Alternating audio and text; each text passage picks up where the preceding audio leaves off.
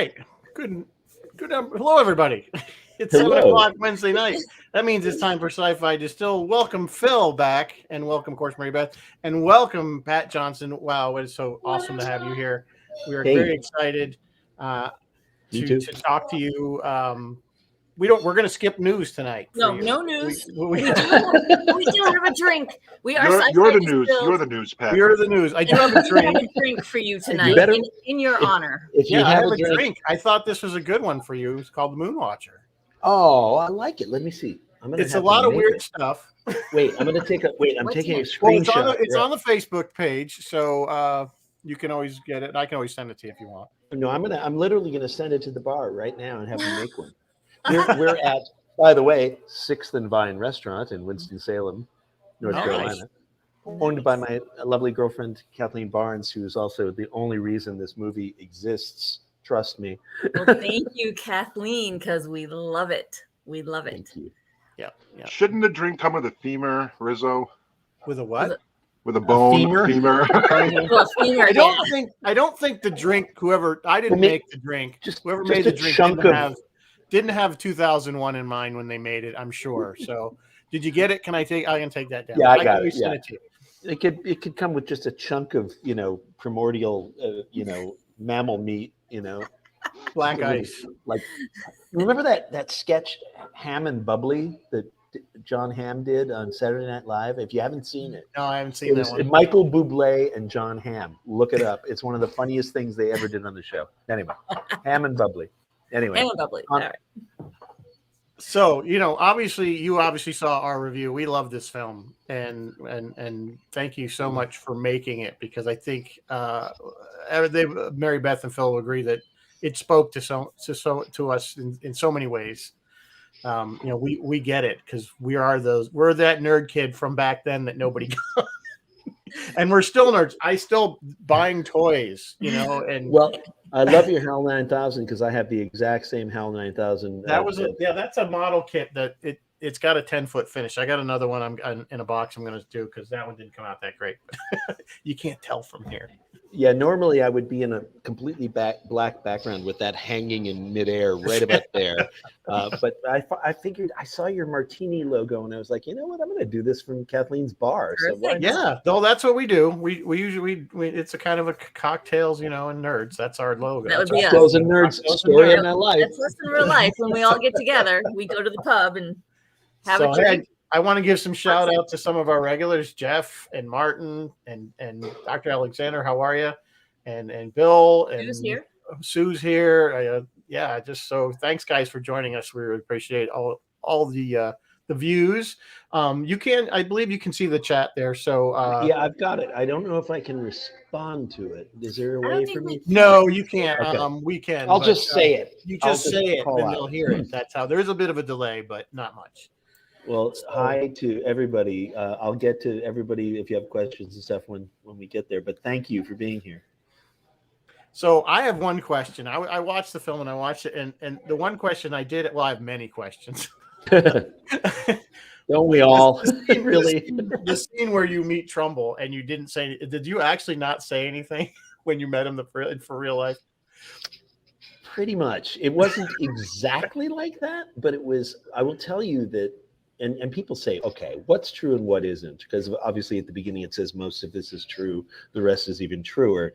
The funny thing is the crazier the moment, the more outlandish the situation is probably the truer and more accurate.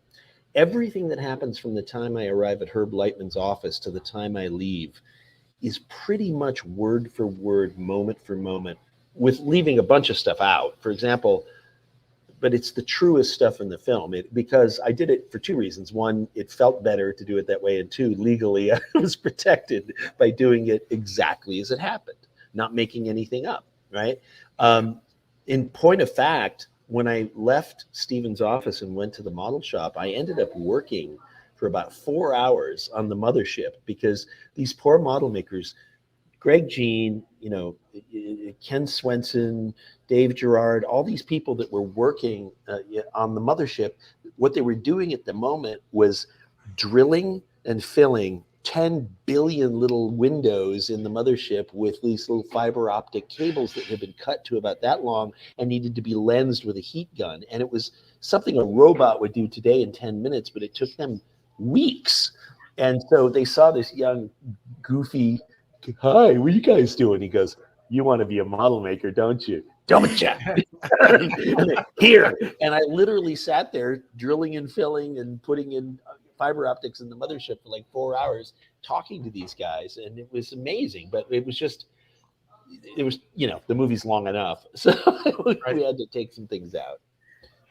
It's amazing. Yeah, the whole scene. I think all three of us would agree that all the Hollywood scenes were like, especially when you go to ILM. Yes. I mean, I was geeking out. And now, have you seen Disney's the documentary of Light and Magic? I haven't. However, tons of the footage that's in it is in my film because we got permission from George to use it. Although I wish it had come out a couple of years earlier because they have all the super high resolution footage and ours is just sort of up-resed DV level footage. But that's okay. It fits with the movie. But the point I was going to make, aside from the fact that it's an excellent documentary, the first 2 or 3 episodes are basically Star Wars. And when I saw your film, it just and I seen there, it had the same. The documentary and those scenes from your film had the same reaction in me, where it was that nostalgia, like, oh my God, this is like so cool to see those models. And I think we all had the same reaction when Dykstra smashes. Did he really smash the model? And he really gave me permission to do it. He put it in my face and he said, "Go ahead, break it." And I said, "Can I keep it?" And he goes, No, watch, it's really cool. And I was like, and I started picking up pieces and going, anyway, can I keep them? Can you talk a little bit about creating that ILM set? I know you have a really great story about how that set was made. So, and you can look this up and order it on Amazon because there's actually a book about just that moment in the movie. Okay, so here's what happened. It was when we were shooting the original film. You got to understand that all the stuff that took place in Lake County, in Wadsworth, Gurnee, Waukegan, was shot for about $120,000 over 30 days in the very locations where it all took place. Then we were supposed to shoot in Hollywood and shoot all the stuff on the sound stages and all the Star Wars. But the original financier disappeared, just went away, and never sent the money to shoot. And we're stuck. We've got a movie that's 3/4 finished, and it's got a 35-minute slug in the middle that says Patrick Goes to Hollywood. And we don't have anything, So for 2 years, we went around with the movie all cut together with that big slug in the middle looking for financing, and then finally found the money in 2006 and went and ended up having to shoot all of our Hollywood stuff, most of it. There's a little bit that's actually shot in Hollywood at the ASC Clubhouse, which is another funny story. Remind me to tell you the funny story about the ASC Clubhouse. So we build Future General, which all we built was just the framework of the cloud tank, and then John Knoll at ILM, my buddy, who's best man at my wedding, and vice versa, and guy who grew up together as model makers. He personally filled in the clouds and the arm and and put in the Death Star trench and put in the Millennium Falcon and all that stuff in the ILM sequence. But so the thing is that when we were about to shoot the for several days while we were shooting Future General with Douglas Trumbull's stuff in the cloud tank, I was expecting the art department to build ILM in the next warehouse over and get it ready for our shooting. And the night before, basically, or a day before we were supposed to shoot, I go in to check it out. Hey, this will be fun. And I walk in and there's just a pile of supplies to build it and no ILM. Now, meanwhile, there's a model maker. We had model makers from all over the world send us their models for that sequence. Like there's a guy from the Netherlands who sent us his land speeder. That was his, right? And there's a guy from Barstow, California, who sent us his blockade runner, right? And so that's where we got all the models in the sequence. Well, there was a guy named Rick Inglesby who had built a Star Destroyer model that was so good that Lucasfilm often would rent it and send it around to museums and exhibits as the Star Destroyer, right?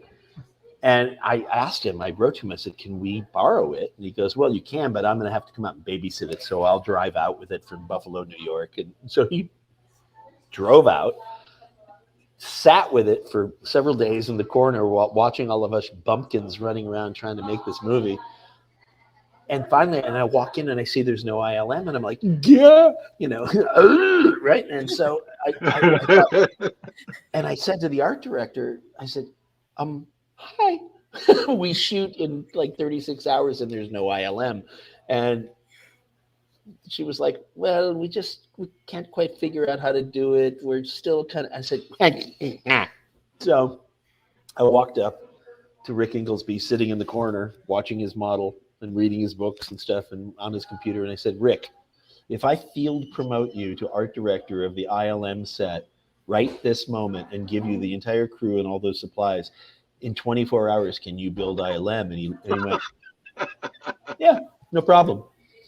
And then he did it. And that's what you see. So cool. It was pretty accurate. It looked, from watching the documentary.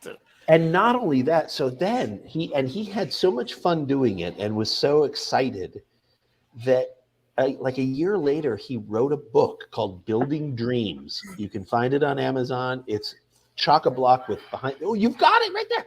Look. So Captain Phil has it. And it is product placement. Amazing. It is such a good story. And Rick is such a cool, amazing guy. I'll tell you another funny story about Rick. We were invited to go to the Toronto Film Festival with our film back in, I don't know, 2012 or something. And so we had like a 3.5 hour cut that wasn't finished, but they wanted to show it anyway. But to get it in there in time, we had to get a DVD to them by a certain day. And we were pressed up against the wall. And there was no way we were going to be able to get FedEx to deliver it in time for the deadline. But we could get it to New York in time. But customs was going to stop us. So I hadn't talked to Rick in like a year or two, or maybe 4. And I called him up. I said, Rick, if I send you the DVD for the film festival, will you drive it across the border? And give it to, and he goes, yeah, well, sure, no problem, as you would.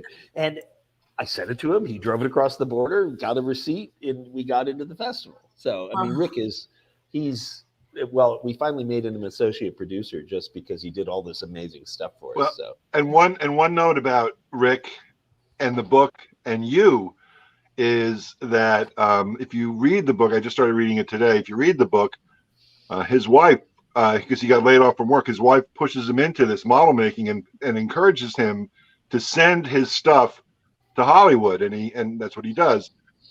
And you, according to the movie, your mother pushes you off to Hollywood. So behind every great nerd is a woman who loves him, and what a great parallel. Yeah. We really do need to just let them take over. I mean, let's just face it. You're in charge, Mary Beth. No. I mean, it's just true. Hang on a second. I just lost your faces. Hang on. Hi, guys. We're still here. I know you're here. I have too many windows open. Sorry. Don't mind me. Here we are. Sorry about that. Attack of the Tabs. Attack of the Tab. So while we're talking about Amazing Women, I want to talk about your cast. Oh my God. All of them. Colleen Camp was incredible as your mom. She's great. All of them. Yeah. John Francis Daly, like all of them. Yeah. John is amazing because you you emotionally connect with this film through his face. Yes. Oh, totally. Yes. I'll tell you a funny story. It wasn't funny at the time, but it turned out funny. So originally, John was not cast in the film. There was another young, incredibly famous child actor, incredibly famous, who was now in his all teeth and elbows, stage of awkwardness, who had been in several huge movies as a young kid, I don't know how many more hints I'm going to give, but anyway, he was cast and he had accepted the part. And about a week and a half before production, his parents called up and said, "We want 50% of the profits of this movie, or he's not showing up." And I said, "Well, are you putting in 50% of the money? Because otherwise you're not getting 50% of the profits." And they're like, "No, but we want 50% or he's not showing." A week and a half out from production, right? On a movie that if it gets shut down, it's not going to get started again. It'll be dead, right? So I thought, well, that's it. We tried. We did all we could. And now we don't have a lead, right? And suddenly my extras casting director, Kat White, she goes, "Well, what about John Francis Daly?" And I said, "What? You know, from Freaks and Geeks." I said, "Sam Weir, the little, he's like 9." And she goes, "That was 10 years ago or 12 years," I'm like, "Really? Oh my God, I'm old." And she sent me his headshot. And I looked at him and I went, I mean, and John would laugh at this because it's true. He's got this like tight curly hair that he calls his Jufro. and everything about John was not right at the beginning for playing, not because for any other reason than the fact that we had already cast my daughter Merrick as me as a kid, and we were using all this, archival footage and photographs and all these things, and all of a sudden we were going to drop John Francis Daly in his tight little curls, and it just didn't. It was like, but then, one of the makeup and effect or the hair and makeup people said we can wig him, and so they built this epic wig, which, by the way, is not only on John in all 3 years of him shooting different sequences for this movie, but every kid who plays him, even from the time he's 10 years old through all the doubles, every person has worn this wig. It's like, we're going to put it in the Smithsonian. It's hysterical. But the funny thing was, so John and I actually didn't even meet until we were in hair and make, or in his wardrobe fitting the day before shooting. So we had no time to discuss the character. We had no time to discuss what he was going to do. And what he did, which was really amazing, and I only found this out because I didn't even have time to watch dailies. Like we were so pressed for time that we would shoot. I'd go home, get some sleep. We'd come back, we'd shoot. I didn't get to see any of the footage until we were done, basically.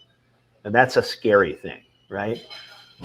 But what I started noticing as I'm cutting the film together is that there's all these things, and people who knew me since high school who had worked on the movie were going, "What? How did he know to do that thing that you do when you drink your water? Or how did he know to do?" There was all these little touches that he added that we never talked about. I never gave him any examples. And what I found out and realized, he was a little older than a lot of the other cast members, and a lot of the other kid cast members, they'd go off between scenes and, smoke and play the guitar and do whatever, and just hang out. John would sit around on set most of the time and just sit in the corner. And what I didn't realize is he was watching me direct other people and interact with people. And he just started employing that knowledge in his performance. And it's not that anybody knew what Patrick Reed Johnson was really like. Nobody knew or cared, but it gave him some verisimilitude that helped him, which then helped the other actors because he was a really fully fleshed out character. And it helped me because I didn't even know that he was making it more comfortable for me to direct me, because I never treated the character as me. I told people, that's not me. That's Pat Johnson, 1976, 77, who quantum mechanically still exists in that world and would no more recognize me as himself than I didn't want it to be, well, what I would have done. It was never like that. In fact, my production designer, Dawn Ferry, who I went to high school with, she was really funny because she was kind of a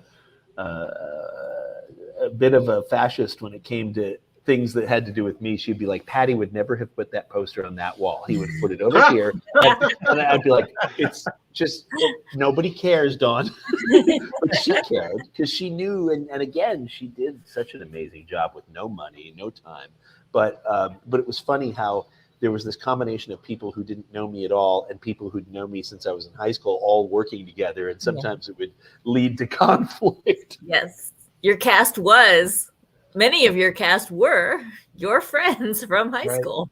There's a bunch of wonderful cameos. Obviously, my daughter plays me at age 8 with her hair all shorn off and dyed blonde and put into boy clothes in the opening sequence. And then I play my own father, obviously. And then Bill Holmes, my friend, Bill Holmes, the character from the movie, is actually playing Todd, the theater manager at the end of the film, which is so much fun. And he did such a great job. Everywhere. Everywhere. That is the best improv in the film, and it's one of my favorite improvs of all time. Everywhere. It's just, I can't even do it justice. And then the nurse that comes out and says, "Congratulations, It's a fist," is the real Robin who put her fist in her mouth. I mean, it's like, I couldn't. Yeah, that was it's hysterical because I listened to the commentary track. Yeah. First of all, it's amazing someone could physically do that. And then, and then second, and then she had to go to school the next day.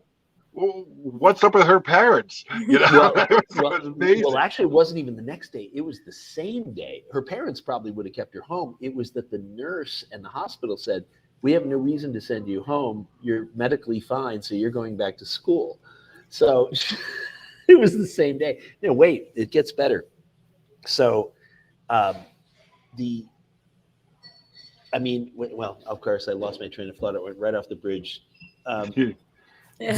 What were we talking? Okay, we were talking about her, Robin, Robin and the fist. The reason. Okay, so she does a great job. I mean, Katie Jeep, who's amazing in the movie, does a great job. Right? But we weren't sure. I didn't know Katie before this movie, so I didn't know what she could or couldn't do. And so we hired a dentist to come to the set with a kit with muscle relaxant, so that just in case she needs. And so that night we're going to shoot this thing, and she goes, "So I'm ready to do this. I just got to relax my jaw." And I said, "Do you think you can do it?" And she goes, "Well, I'm going to try." And I said, "Well, don't worry if you can't." And I introduced her to this, Dr. Feelgood, and he pulls out the little syringe and he goes, "We're ready for you." And she just turned white and she goes, I got this. And she went off on her own and did these meditation things and and turned it, and she actually couldn't quite get it back in position. She did so. She was so terrified of actually having her jaw injected with muscle relaxant, which I'm not even sure is legal, but in your contract. It certainly worked. I mean, it was a good motivator, right? So, it's a hell of a casting call. It's a hell of a casting call, though. Want an actress who can shove her entire fist into her mouth. It's like, yeah. Yeah, exactly. Let's watch. Yeah, no, and she's wonderful, and she actually went to the same high school I did. She went to the same drama program and everything. Many years later. Yeah, and there were a lot of those kinds of wonderful, In fact, there's talk now of 2 sequels to the film being made. One's called 52590: The Empire Strikes Pat, which is about my 10 years in Hollywood, with all the names and all the stories and all the. I mean, it would be like Mad Men for the 1980s and 90s for a film geek effects dude who becomes a director. And naming all the names and having all the stories. And then the third one is 52504, Return of the Alumni, which is about all my friends from Wadsworth and all my friends from Hollywood getting together, making 52577. That would be awesome. Trilogy. It really is amazing that you were able to put this together over so many years. Yeah. And, when you kind of look, you can kind of see some of the actors have aged a little bit here and there. But I mean, it really, unless you're looking for it, you don't It's you know what I'm saying. It's And amazing I'm how okay well it's with. put together. I'm actually okay with you seeing it. I am actually not only okay with it. It's not that I gave up and said, "Oh, we can't hide this stuff." I came to the conclusion that it's like putting on a play. It's a meta thing. I mean, there are songs in the movie that are 10 years later than what Alan Parsons did in the 70s because it's a memory. It's a retelling. It's not that we stuck a camera through a wormhole in space-time to capture this. It's that it's almost like Norman Jewison's Jesus Christ Superstar, where I don't know if you remember the movie, where unlike the play, it starts with this, Sinai Desert or whatever, and a school bus pulls up, and it opens up, and all the cast and crew of the movie get off the bus, and then they go off and do this like crazy meta modern past version of the telling of Jesus Christ Superstar, and then at the end they all get back on the bus except for the guy who plays Jesus, and the same thing is what I was trying to do here, is that I was trying to say, look. Not only is this a memory of the kid having a memory of the experience, trying to cut it together as a film to leave behind, it's my memory of the kid having that experience. And it doesn't matter whether just like at the beginning where we have the slate, we start with, we're making a movie here. So get used to it and don't worry about it. Some of it will be really good and some of it's going to be terrible. I mean, we actually had to spend more time and money making some of the willfully cheesy Super 8 sequences than we did on doing some of the stuff that's invisible. Yeah. I was gonna something about that. I was talking to Mary Beth before you came on, was about those scenes that clearly were made. The cheesy. Do you think? Now I know this is obviously an independent film. Had this been a studio film, do you think they would have said, "You're not going to put that in there"? They would never have let me do it. That's my thinking, that they would have never let you. And they would have missed the whole point of the movie. And I don't think they would have, because studios don't get it. They would I loved all the little effects that was just like exactly what a student filmmaker would have done. Yeah, I loved it. Back in the day, I loved it. It's the stuff we were doing in junior high, and it didn't look dumb and cheesy. It was endearing and sweet. I loved it. Yeah, they would never have gone for it. They would have said, no, just get ILM to do a really cool thing where the Pinto really becomes a spaceship. And I'm like, why would you do that? In fact, I had one financier who tried to come in at one point to save the movie and said, the kid should never get to Hollywood until the very end, when his friends bring a basket full of money like in It's a Wonderful Life and give it to him, and he drives off. And then as he drives off, his Pinto turns into a spaceship and flies off to Hollywood. And I was like, you have missed the point. That it's a door or a wall, and we won't know what happens to him until he touches it, or until the first end credit. Yes. And people were like, why didn't you put your credit in the front of the movie? And why did you tear your credit off the poster? If you notice the poster, I don't know if you've seen that the bottom right corner is torn away like it's been ripped off. It just says directed, but and the whole reason was, I'm not a household name. Nobody cares about the Patrick E. Johnson story. But by keeping my name off the poster, if you sit in a theater and watch this movie with people who have no idea who I am, which is pretty much everybody, when it says directed by the kid whose name has been shouted out by his mother through the whole movie, they freak out. They gasp. They cheer. They go crazy because they had no idea until that moment, right? I had to shows that you really made it. I had to fight with MVD, and it was a door. It wasn't a wall. Well, or was it? We'll find out in The Empire Strikes Back. I mean, I literally had to fight with MVD, and luckily Eric Wilkinson, who picked up the film for MVD, he's so cool and so generous to filmmakers that he said, man, it goes against every fiber of my being to let you take your name off the cover or off the poster of this movie, because we're selling it on that. And I said, you're not selling it on my name. It's not going to help you, And he goes, no, it actually does. And I said, it doesn't matter. The people who know will know. The people who don't know won't. And the surprise element of it is so valuable. He goes, dude, and it took me like 2 weeks to convince him to do this. He said, I have never in the history of my career had to fight with a director to put less credit on a film. So, Yeah, I imagine that's not a common common problem they have. I have to tell you, when I got the DVD, first of all, I ordered the DVD the minute I saw it was live, because I thought this was going to be one of these. I've been chasing this movie. I think I read about it on one of the Space 1999 email lists, because you're bleeding on Moonbase Alpha in the trailer, Right, you know, and, right. and that really set off all the 1999 fans. And I think that's where I heard it first, and I was a huge fan, and still am, of the original trailer. And I know you lost the rights to the music. The music was expensive. Yeah. So I got the DVD. It actually shows up, because I didn't believe it was going to show up. You know, I thought it was like a phantom thing, you know. And when it finally showed up, that's why I was like bragging to Mary Beth. I got it, you know, and I assumed they had already known about it. And then I was big fan on campus that I knew something that they didn't, you know. But I sit down with my Seems to wife. think we are like more omnipotent than we I are. about everything. I put them on a pedestal. I put them, you know. There's lots of are- stuff we don't know. they are yes. But I'm sitting and watching the movie with my wife, and my wife married a fan. God bless her. You know, my wife said to me after we were married for 5 years, you know, I saw Star Wars 45 times in the theater, you know, the first 2 years it came out. She said, if you had told me that when we were dating, I would have dropped you like a rock, you know. And she sits through the whole movie. And Pat, she gets it. And it's because of the strength, you know, of your lead's performance of the story.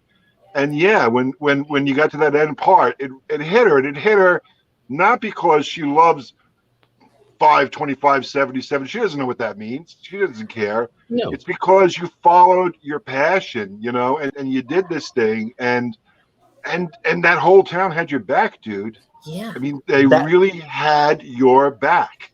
And that's the point. And you guys got it better than anybody almost anybody who's reviewed the film. The movie is not about me.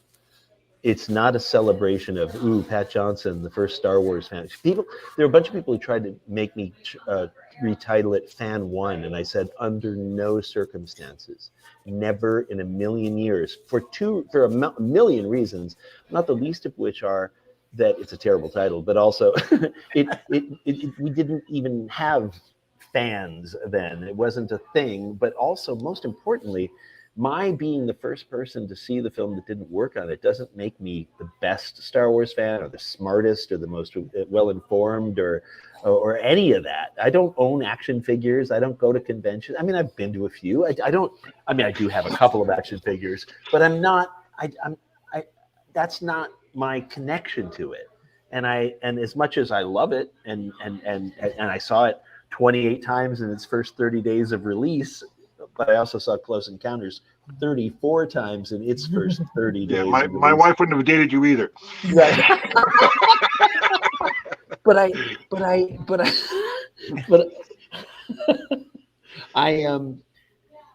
it's not about ownership, and it's not about being first. Yes, Gary Kurtz says I'm the first one to see it, but it wasn't that. It was that being in that position, I was the first one to start telling people, you got to see this. It's going to change everything. It's going to make the world better. But the thing is that the making of this film was really about writing a love letter to Robin Braden and Bill Holmes and Jeff Green and Donnie Allen, the psychologist kid, and Linda, and all these people who knew better than I did, and my mom, and even my sister, who all knew better than I did that I was going to go and maybe make it.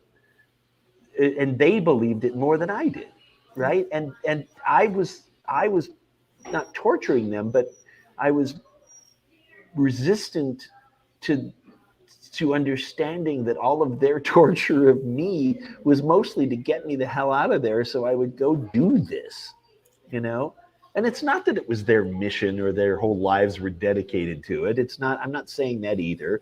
I wasn't that special, but I was different enough, and they loved me enough that they were like, just go, stop complaining, stop worrying, do what Ray Bradbury once told me, jump, build your wings on the way down, right? And they were right. I love Or that at least, quote. That's yeah, great. yeah. And Ray was amazing. So I everything about it, from the way, look, portraying Stephen was risky because Stephen is known to not like being portrayed on film by anybody but himself, and I understand that, he's just uncomfortable with it.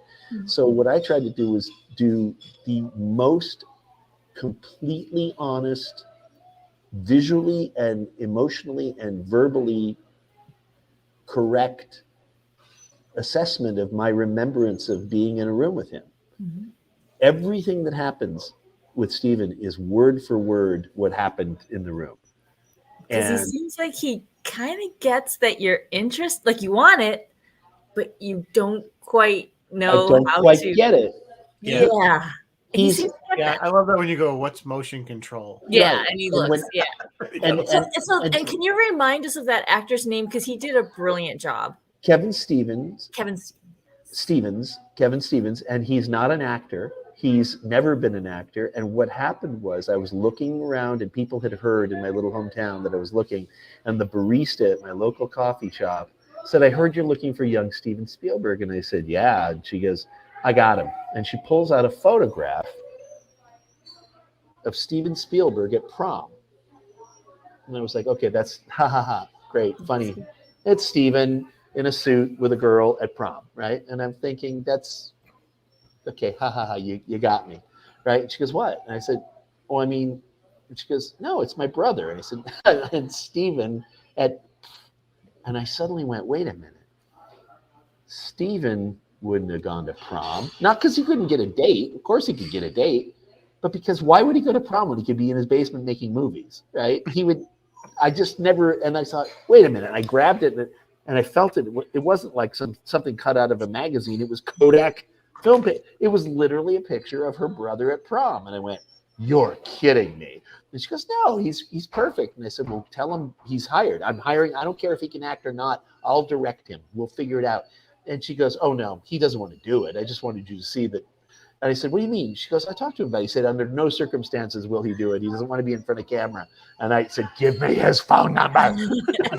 So I then got on the phone and spent like an hour and a half convincing him why he should do this. And he showed up and he was not excited and he thought it was going to be terrible. But by the end, he was having so much fun and we had so much fun and he did such a great job. I'm stunned. He did such a good job. He did a good job. Yeah. And Douglas Trumbull and Richard Urich and Greg Jean and all these people who worked on Close Encounters who knew him, all of them said, Jesus Christ, did you go back in time and steal Steven for these sequences?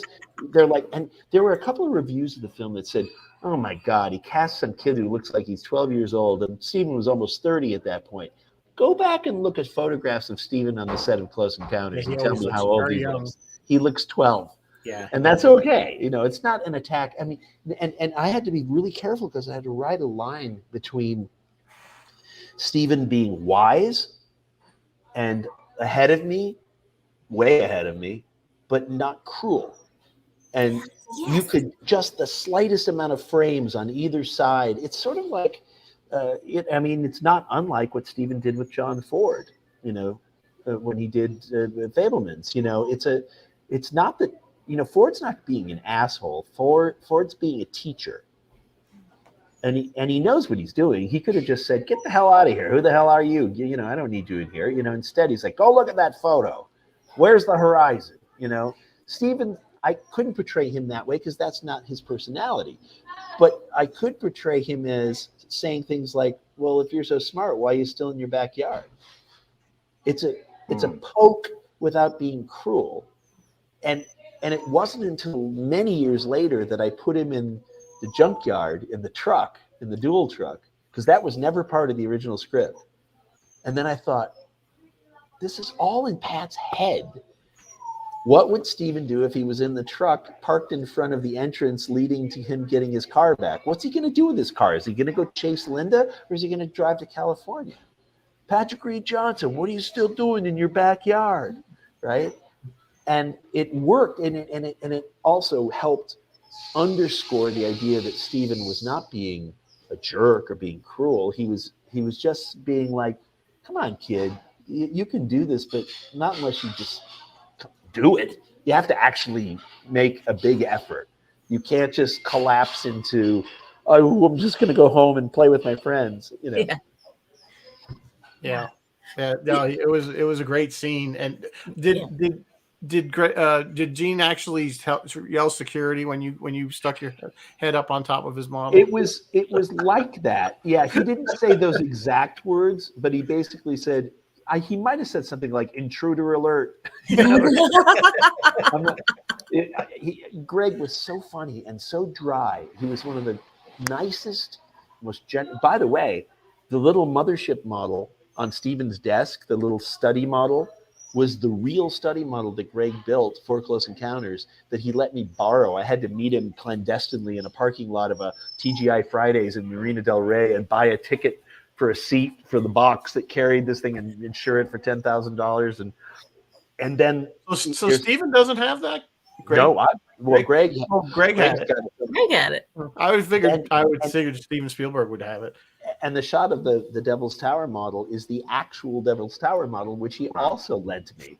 So, not the one made out of mashed potatoes. Oh man! No. Did Doug Trumbull get a chance to see this before he passed? And I've got to know now that Star Wars is property of Disney, and I'm sure they have an IP and copyright trademark lockdown on it. How did you get all those great shots? Like all the great Star Wars stuff that you used in this movie.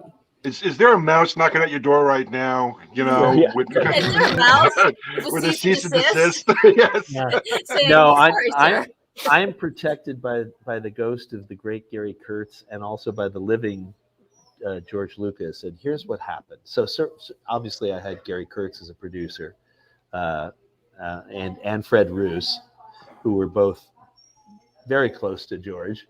And what happened was when we started making the film, Gary said, no problem. I know George will approve of this because it's a really good film and it's me and blah, blah, blah, blah, blah. So we just took him at his word. Well, meanwhile, we start making the movie. And by about 2008, we'd cut together something that went into the Hamptons International Film Festival, and we needed approval. We had to have proof that we had the rights to all this Star Wars footage and music and trailers and everything in order to get into the festival.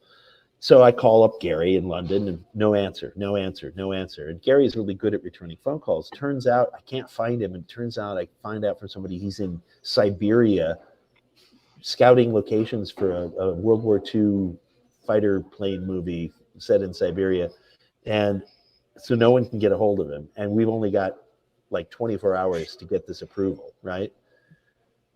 So I called my old friend John Knoll and I say, John, and he goes, yeah. And I said, here's the situation. He goes, oh, okay, hang on. I'll call you back. And so John takes the DVD that I had sent him of the rough cut, puts it in his laptop, goes up from ILM to the big house at the ranch, up the stairs to George's office, knocks on the door. George says, come in. John says, George, Patrick wants to know now, and I'll tell you why he knows who Patrick is in a minute, but he says, Patrick wants to know if he can use this Star Wars stuff in his movie. And he sits down, he shows him all the pertinent sequences. And George is sitting there watching it, and he finally goes, I think the answer is yes.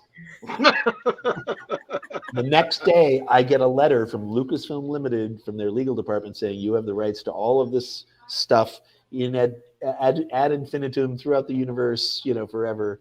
You're like the last one, and then Disney came, and that was the end. Well, kind of. And the funny thing is the whole reason George even knew who I was that I had directed this goofy little film called Spaced Invaders, and it had no distribution, and we didn't know what was going to happen with it. And then after we did a kind of a magical screening, Melinda Jason, my manager at the time, called up the heads of various studios and said, oh, she started with one, and she said, like at Disney, and said, "So you're not sending somebody to our screening of this new film from this amazing new director? Okay, never mind, because Bruce over at Warner's, he's sending. Never mind, click, right?" And then call back and say, "What are you talking about?" and I'm sending somebody, and then she'd call the guy that she just mentioned and say, "So Bruce at Warner Brothers, you're not sending anybody to this thing that Jeffrey at Disney is sending? Okay, never mind, click." And by the end of a 15-minute charade, she had representatives of every studio in Hollywood coming to see this goofy little movie. We then got 3 offers for distribution. I got signed to CAA with the 5 young Turks, the best agents in the world at the time, and all of a sudden we're meeting, and I've said yes, I'll sign with you. And one of the assistants comes in and says, "We have a problem." And I said, and they were like, "What?" And they're like, "Steven's office just called," and they're like, "What's the problem?" She goes, "They heard about this screening and want to know why they didn't get shown the movie." And it's like, and they looked at me and they're like, "Where's the print?" And I said, "It's in the projection booth." And so they sent it by like taxi cab to DreamWorks, and Steven and Max Spielberg watched it in the Amblin Theater that night, or the DreamWorks Theater, or Amblin, I guess it was, and get a call back that night from CAA saying, "Steven called Jeffrey Katzenberg, talked him into buying the movie for Disney. It's going to be in 1,500 theaters, and you're going to make an Amblin supervised Disney deal." And it was just like, right? So the day after that, I get a call from my agent saying, "What are you doing for breakfast tomorrow?" And I said, "I don't know, eating cornflakes. What are you doing?" And he goes, "I'm going to be waiting for a phone call for you after this meeting you're having." And I said, "What?" And he goes, "Well, Fred Roos, the producer of all Francis Coppola's films, wants you to meet him." So I'm like, okay. So I go up Beverly Glen to this Italian restaurant. I'm ushered into the back mafia table and Fred's table. And I wait like 25 minutes. And finally Fred walks in, and nobody says anything. They don't bring me coffee. They don't do anything. And then Fred walks in, they sit down, and they're all hovering around him, and they're giving him his cappuccino, and he's stirring the sugar, and he's just staring at me. And Fred's the driest guy you'll ever meet in the world. He's looking at me. Finally, he takes a sip and he goes, "Your movie, pound for pound, dollar for dollar, has more production value than any film I have ever seen. And you're going to tell me how you did it." and so I did. And he said, "Okay, I want you to meet a friend of mine." I said, "Okay." And he goes, "Do you have time for breakfast tomorrow?" And I said, "Sure." And he goes, "All right, I'll call your agent and I'll set it up." And I said, "Oh, okay." So I'm driving home, and the phone rings in my car, so I pick it up. And I say, "What's up?" And Jay Maloney, my agent, says, "I don't know what you told him, but it must have worked." I said, "Why?" He goes, "Well, you got a breakfast meeting tomorrow. It's going to be like a 15-minute one." And I said, "Yeah, who am I meeting?" He goes, "George Lucas." So off I go the next morning to the Bel Air Hotel. I wait. George shows up, and he's the most regular, geeky, dorky guy like all of us. He's like, "Hey, how you doing?" He sits down, and we order some food. And we're supposed to be talking about a script called Radioland Murders that he's thinking about. Maybe I'd be good to direct. And he had watched the movie, and he really liked it. He watched Space Invaders. And Fred had told him he needed to meet me, and we just started geeking out. And what was supposed to be 15 minutes turned into like 2 hours of just two guys geeking out. And what cinched it, I didn't get the movie, but that was because I had Dragonheart going, and I wasn't. And my notes that I gave him on the script were not quite what he was looking for, which is fine. But I apparently made a friend, because what happened was I had resolved before I went to the breakfast that under no circumstances would I say the word star and the word wars in the same sentence ever. Probably Not even wise. Yeah. And on the way home from this breakfast, he goes, "I don't know what you did with George, but he loved you." And I said, "I didn't mention Star Wars." He goes, "Good move." And from that moment on, every time I saw George at any event in Hollywood, he'd usually, because George is not the most gregarious guy in public. He would kind of be over in the corner, having a drink or watching people dance on the dance floor. He's just kind of like me, a little bit of a wallflower. And I'd walk up and go, "Hey, George," and he'd go, "Hey, Patrick," and we would just talk over. So we became these kind of like, we never like planned anything or did much, or we just kind of saw each other and said hi and talked shop, And so when John went up to him and said Patrick was hoping maybe, he was just like, yeah, okay, seems legit. So it was really amazing, just amazing. Yeah. Astonishing story. The way he did that. The movie's about. I found, it is about 525/77, but it's also about such an amazing love and what I guess the movie's like a Rosetta Stone, I guess. Yeah, in a way. 2001, where this whole thing revolves, and you open up the movie with a quote from Arthur Clarke's book. And I'm saying to myself, that's not in the movie. That's Clarke trying to figure out what Kubrick meant, and nobody knows what Kubrick meant except and I'm like, and so that book must have had like a tremendous influence. Had you actually read the book at 8 years old? Yep. And yeah, it was the first book I ever, well, maybe the second book I ever read for pleasure. and again, in a meta sense, it didn't matter to me that the character had or had not read that quote yet. It mattered that what Clarke was saying is what happened to the kid in that moment. Yeah. In other words, quantum mechanically and tangentially and entanglement wise, we live on a timeline that, that's just a superstring of like a photon doesn't have any sense of time because it travels at the speed of light. So its existence from its beginning to its end is just a string of possibility, right? And I know that's a little weird, but it's true. And so if you think of it as that memory and experience is the same thing, we just have a times arrow makes us experience it in one direction and in order. I'm submitting that as we remember, or maybe when we die, or maybe, that we have access to all of it at the same time. And so that's why I didn't have any problem with sort of timeline idiosyncrasies or things that didn't quite happen when they should have. Those inconsistencies aren't important to a story that's a remembrance rather than a documentary, So. And in 2001 itself, I love it. It's a brilliant movie, and there are parts of it that I get very emotional over, like Right. the sequence where the bone turns into a spaceship. I think is just, it always gets me every time. But Yep.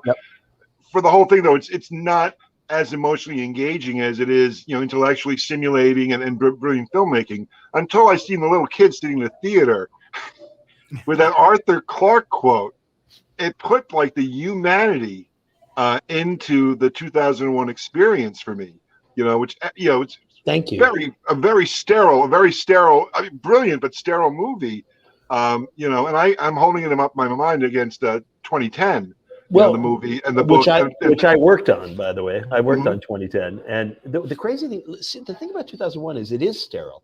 It's sterile because Kubrick's point was that humanity had become so optimized in its own mind and computerized and regulated and controlled and calmed, or at least it thought it was, and denuded of its ape-like instincts, even though at the end of the day, Dave Bowman still kills his competitor, right? He does it out of that innate survival instinct, which will not leave the human animal. The beauty of it is that what he's trying to say is that sterility, and Ridley Scott did the same thing in Blade Runner. I mean, the idea that in the original cut anyway, where that Deckard has lost something that the replicants actually revere, which is life and passion and love and fear and pain. He's become anesthetized, as are Dave and Frank Poole. Frank Poole is not as anesthetized as Dave Bowman and acts more passionately, which causes his early death. Then Dave Bowman acts passionately once that happens. And Hal, who's probably the better one to meet alien life, is sacrificed because he has fucked around with the human, who's an ape, a killer ape at the end of the day, and who cannot, by the end of the film, understand that he's supposed to do something other than eat, sleep, drink, and kill. He's in a zoo, and that's all he does for the rest of his life, and then he dies because it's like, well, didn't you have anything else in you? And the aliens are like, no, I guess not. Bye. Back you go. Start again. We totally want to sit with you and watch 2001: A Space Odyssey. Right. I'll do it. Yes, we we do. got to sit. At least I don't know about the other guys, but I got to sit with these two guys, Jared DeLay and Gary Lockwood. DeLay and Gary Lockwood, and watch the film with them live, and they gave us live commentary. This is at one of our events up in Ticonderoga. I love this. That was an epic moment, and those two guys are very good friends still. I love and they are completely different people as far as personality wise. If you've ever met either one of them, I did meet Keir during the making of 2010, and which was an experience we can go into another time. But Gary's the kind of guy that I got the impression that you'd go out drinking with and you'd end up in jail. Gary will take you to the pub. Right. Whereas Keir's the guy that's bailing you out. Yeah. You're right. Let's go through the Proust book and do some poetry reading. Yeah, no. His stories, he had us rolling with his ex-wife stories. Oh my God. He was just a hoot of a guy. It's just really funny. I love that. Well, and one last thing, and I do have to unfortunately sign off in a second. However, the fact that we got even one clip, and we're only the second film in history that's narrative, that's not a documentary, to get use of 2001 footage in our film. Originally, that opening sequence had like 15 shots. It was almost like a trailer for 2001. And maybe in the special edition we'll get the rights, but I mean, but it was a lot of money per shot. But the only reason we got the rights to use even one was that the Kubrick family approved of it. They saw the movie, they liked it, and they said yes. And because of that, Warner Brothers gave us the right to use just that one shot. But it worked. It worked with all the reaction shots of the audience. That was genius. Yeah, I always call them the muggles, the ones that are falling asleep and they don't get it. The rest of them that are looking like we get it. I love it. My favorite is the guy that starts looking around like, what's everybody all staring at? This is ridiculous. And then he looks back, and then those two old ladies in the back, they're going, and those were my mother, my actual mom, and her best friend. That's great. Left and right. Yeah. My wife, 2001: A Space Odyssey, Cure for Insomnia. I put it on my wife about 15 minutes and she's gone, baby. My wife doesn't really care for it either. So. I can watch it she loved this over and over. Yeah, thank you. Listen, guys, I would anytime I'll come back. We don't have to. I'll talk about anything. I really wanted to talk about your whole thoughts about Star Wars and the new stuff, and really talk about anytime. You are welcome anytime. This was. I would love awesome. it. Yeah, this is a blast. Well, I'm gonna touch base. I think I'd love to have you on. This just went in 8 different directions. I'd love to have you live on the radio if we can work out the dates as well, Pat. Yep. So maybe even talk a little Alan Parsons as well, because that's a big part that we can touch on. Who I'm actually going to visit next week for a couple days. So yeah, maybe we can do it from there. Maybe we can get him on the air. That would be awesome. That would be awesome. That actually would be awesome. Yeah, I'll work on that. He's back from the cruise. He was just on the Moody Blues cruise. Oh, I know. I just talked to he and Lisa 2 days ago. So awesome. Well, I don't want to keep you if you know you got other stuff you got to do. So all right. Thank you so much for your time. We love the film. Privilege. I think we said that about 100 times now. No. Yes, definitely. Please come back. I would love to come up to New York. Yes, come to the set tour. And on that note, guys, I'm going to say goodnight. You will be back next week, probably with I think the Minority Report. I think we were going to do, or Edge of Tomorrow, maybe, or one of those. Anyway, thank you all so much. I really appreciate it. All right, we'll see you. Good night. Thanks for making the movie, Pat. Yeah. Bye, guys. Take care. Bye.